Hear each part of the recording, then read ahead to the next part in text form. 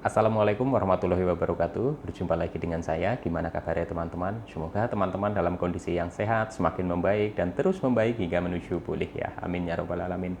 Oke teman-teman, untuk kesempatan kali ini saya masih membagikan lagi, membahas lagi seputaran gangguan asam lambung, GERD, dan anxiety sampai dengan membaik dan sembuh. Dan apa yang akan saya bagikan ya, apa yang saya ceritakan ini murni berdasarkan pengalaman yang pernah saya alami.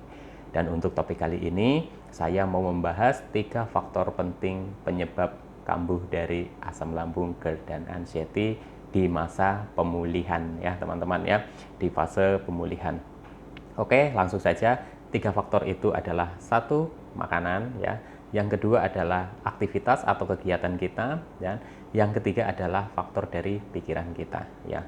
Ini mungkin saja bisa berbeda pendapat saya dengan orang lain, tapi apa yang saya amati pada diri saya sendiri, 3 faktor itulah penyebab saya itu kambuh di masa pemulihan atau di fase pemulihan ya teman-teman ya. Jadi apa yang saya rasakan adalah ketika pada saat pemulihan itu saya sudah membaik 5 hari, 3 hari kumat lagi, membaik lagi 4 hari, 3 hari kumat lagi, membaik seminggu, 3 hari kumat lagi. Nah, seperti itu ya teman-teman. Seperti saya itu sudah merasa membaik, tapi kok kumat lagi, ngedrop lagi. Nah, seperti itu ya teman-teman. Nah, itu di fase pemulihan ya teman-teman, di fase pemulihan.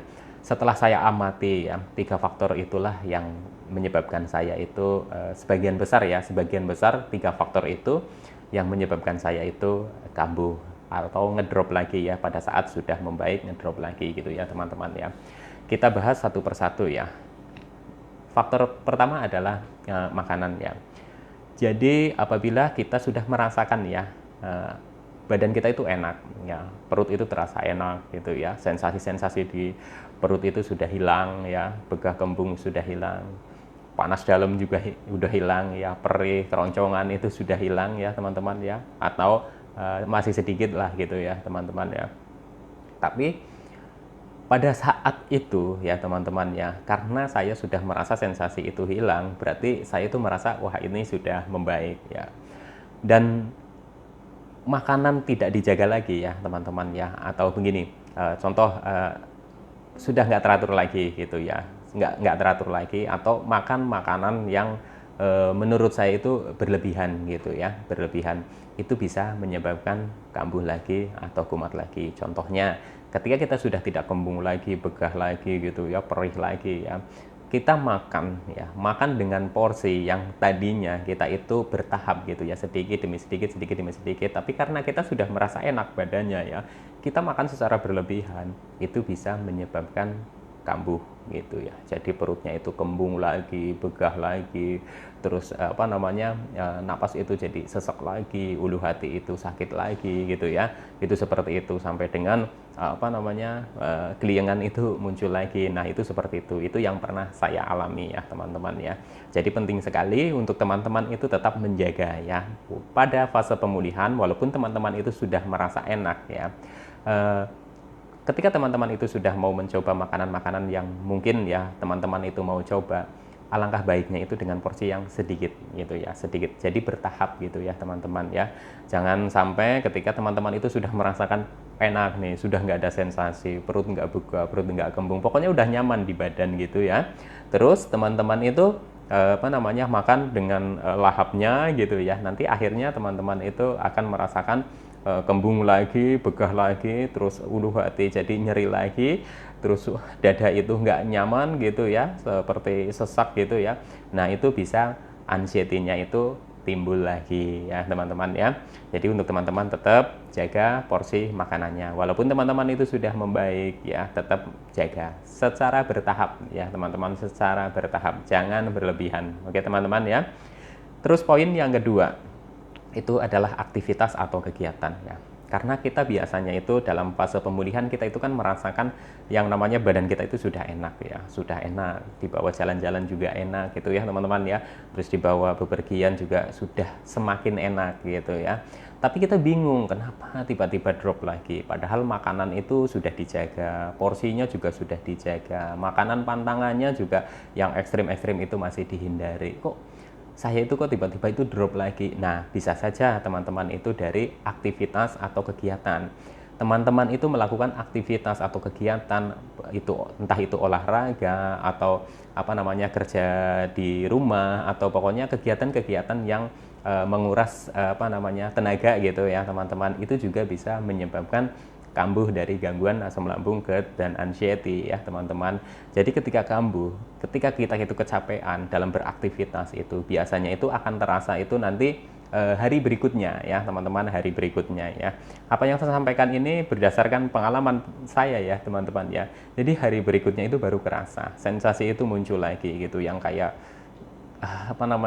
pinggang itu kayak nggak nyaman gitu ya, perutnya jadi nggak nyaman, terus akhirnya jadi deg-degan lagi gitu ya, terus jalan itu kayaknya lemes gitu ya, itu muncul lagi ya teman-teman. Nah teman-teman nggak usah kaget ya, biasanya itu bisa dari aktivitas yang terlalu padat atau terlalu kecapean. Jadi di fase pemulihan, walaupun teman-teman itu sudah merasa enak, sudah merasa membaik, sudah bisa jalan jauh gitu ya, tetap teman-teman jangan terlalu kecapean dulu, bertahap ya teman-teman ya, karena faktor ini juga bisa menyebabkan kambuh dari gangguan asam lambung, GERD, dan anxiety ya, terutama di sensasi-sensasi itu ya. Ketika kecapean, sensasi-sensasi itu muncul lagi. Jadi ketika kita sudah membaik, tiba-tiba kita itu drop lagi. Nah seperti itu ya, coba teman-teman amati pada diri teman masing-masing ya, karena bisa saja berbeda dengan saya ya teman-teman ya.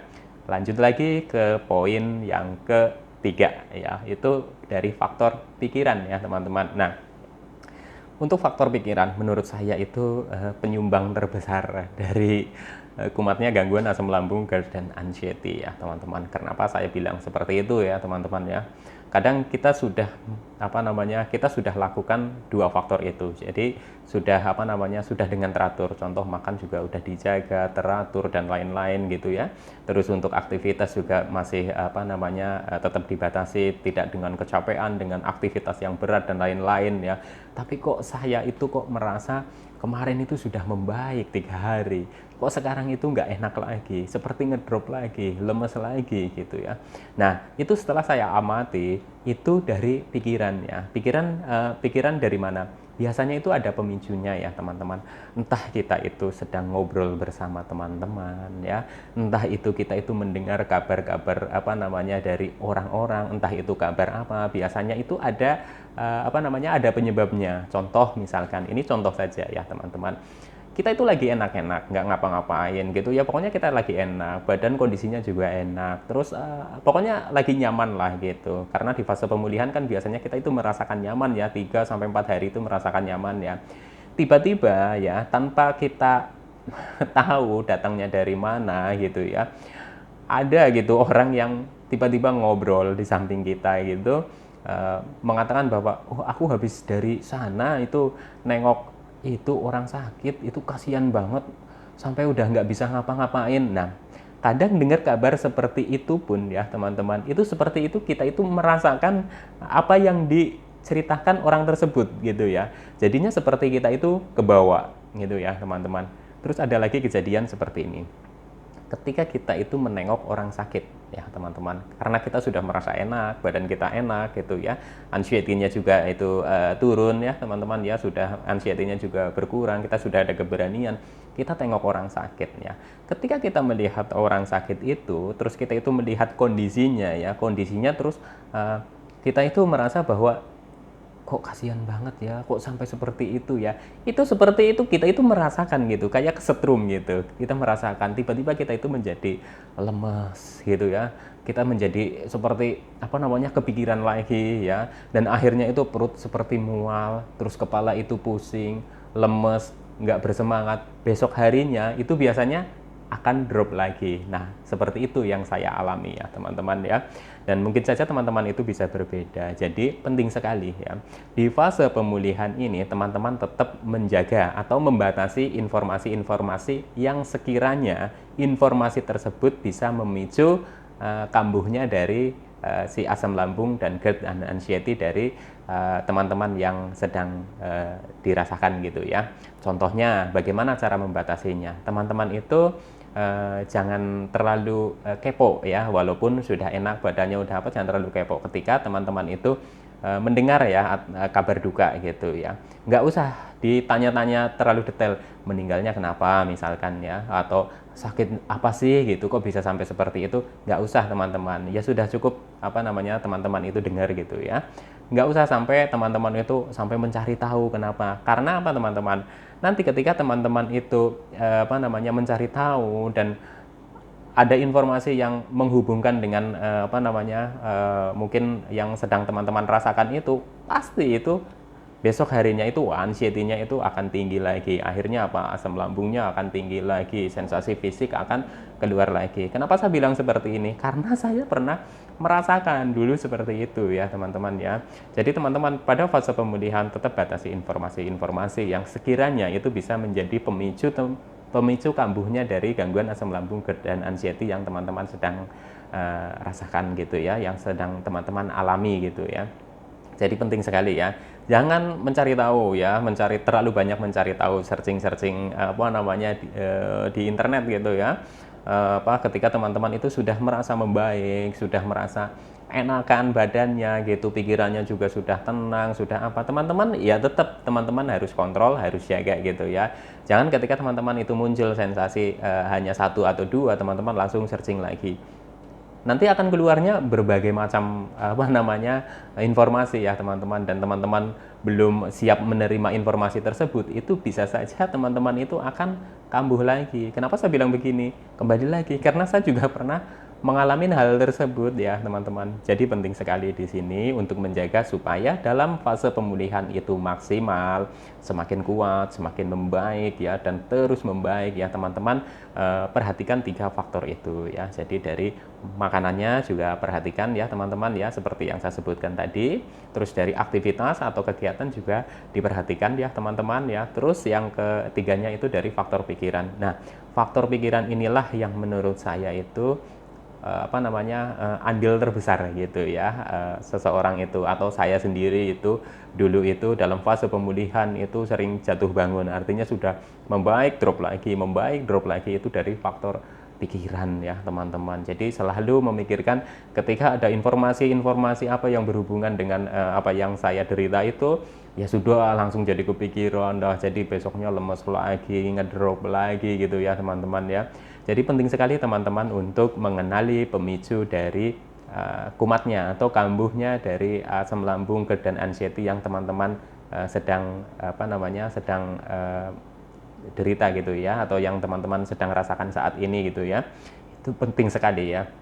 Jadi untuk teman-teman ya, teman-teman tetap semangat ya, karena semakin banyak apa yang kita alami ya, nanti teman-teman itu akan semakin paham ya bagaimana gangguan asam lambung, GERD dan anxiety ini bisa dipahami gitu ya. Intinya bisa dipahami. Nanti teman-teman semakin banyak pengalaman ini, semakin bisa memahami ya. Dan ketika teman-teman itu sudah memahami dengan jatuh bangunnya gitu ya, nanti teman-teman itu akan lebih mungkin lebih gampang ya, bahasanya gimana sih ya, mungkin teman-teman itu akan lebih gampang mengendalikan ya ketika sensasi itu muncul, supaya anxiety-nya juga nggak terlalu tinggi, teman-teman udah bisa mengendalikan gitu ya. Karena semua itu berhubungan ya teman-teman. Ketika pikiran kita sedang kacau atau pikiran kita itu sedang terganggu, otomatis asam lambung juga akan terganggu ya teman-teman. Dan ketika pikiran kita itu biasa-biasa saja, tapi dengan kita mungkin ada makanan-makanan tertentu yang memang belum cocok ya di lambung kita, dan itu menyebabkan sensasi, akhirnya anxiety-nya itu kambuh lagi dan jadi menjadikan pikiran lagi gitu ya teman-teman ya. Pokoknya teman-teman tetap semangat, pahami apa pemicu dari gangguan asam lambung, GERD dan anxiety ini bisa kambuh ya. Terutama untuk teman-teman sendiri, yang paling penting itu adalah mengamati dari diri teman-teman sendiri gitu ya, karena bisa saja kondisi saya dan kondisi teman-teman itu berbeda, bahkan kondisi saya dengan teman-teman yang lain pun juga bisa saja berbeda. Tapi apa yang saya ceritakan, apa yang saya alami, apa yang saya apa yang saya bagikan di sini adalah murni dengan pengalaman yang pernah saya alami ya teman-teman. Sekali lagi, bisa saja ini berbeda ya teman-teman. Yang paling penting adalah teman-teman itu mengamati. Pada saat pemulihan teman-teman itu drop lagi, pasti itu ada pemicunya ya teman-teman. Kenali pemicunya Dan setelah mengenali pemicunya, teman-teman akan lebih bisa mengendalikan. Dan insya Allah teman-teman akan semakin membaik dan terus membaik hingga menuju sembuh ya. Amin ya robbal alamin. Oke teman-teman, sekian dulu ya. Nanti bisa disambung lagi lain waktu ya. Dan untuk teman-teman yang menanyakan pertanyaan di kolom komentar ya, mungkin nggak bisa langsung saya jawab ya. Ada yang bisa langsung jawab, ada yang belum ya. Dan kemungkinan juga nanti bisa saya jawab itu berbarengan dengan saya itu bikin video ya. Mohon dimaklumi ya teman-teman. Tetap semangat, salam sehat jasmani dan rohani. Wassalamualaikum warahmatullahi wabarakatuh.